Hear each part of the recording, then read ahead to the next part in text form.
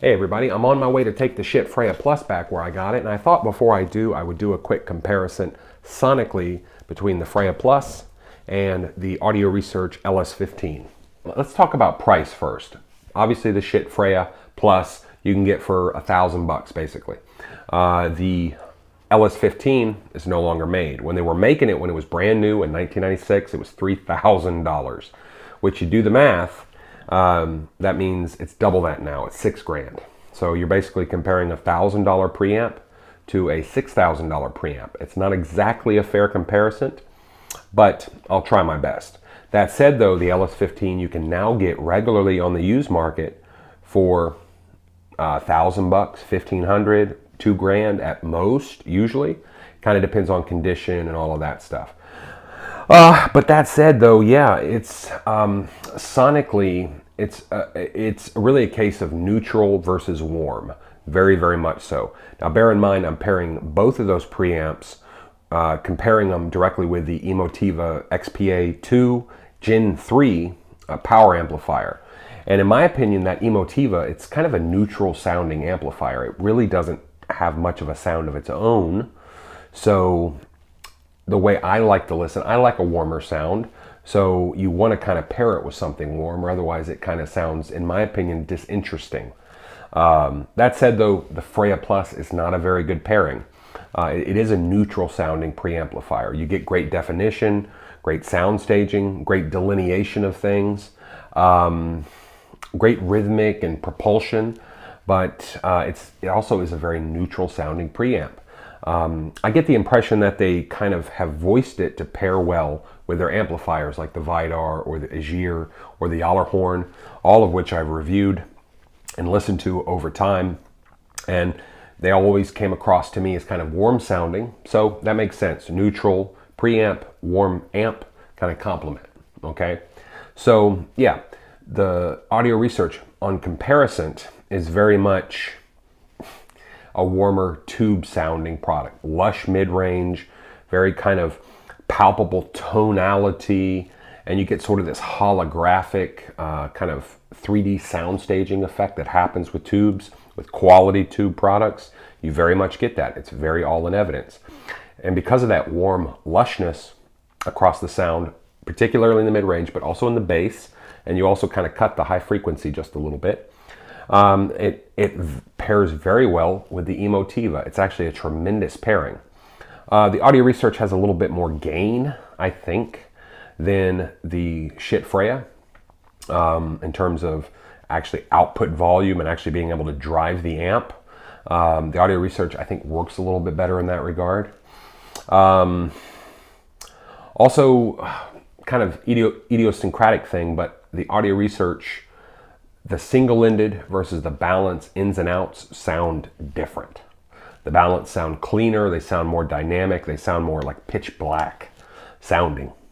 Conversely, the Schiit Freya Plus, I don't notice a huge difference between the balanced and the single-ended ins and outs. Not really. Okay, but I do with the Audio Research.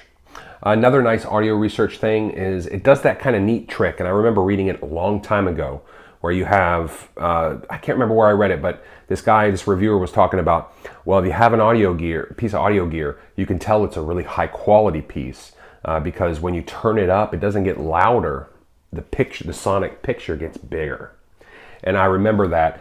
And the Audio Research does that. It does that. It gets louder, obviously, it gets louder, but it doesn't feel louder. It doesn't sound louder. You know what I mean? It just sounds like the singer in front of you, flock of seagulls, they're bigger. You know what I mean? And then also too, another nice thing about the Audio Research is, unlike a lot of tube, I don't want to say a lot, but unlike some tube gear I've heard where it's really lush and warm sounding and it's very tubey, sometimes that stuff can come across as very slow and kind of ponderous sounding. Like it's great with jazz and, slow melodic music, but when you put on Flock of Seagulls, which is fast and rhythmic, it kind of downtroddens that and makes it kind of like you don't want to listen to it.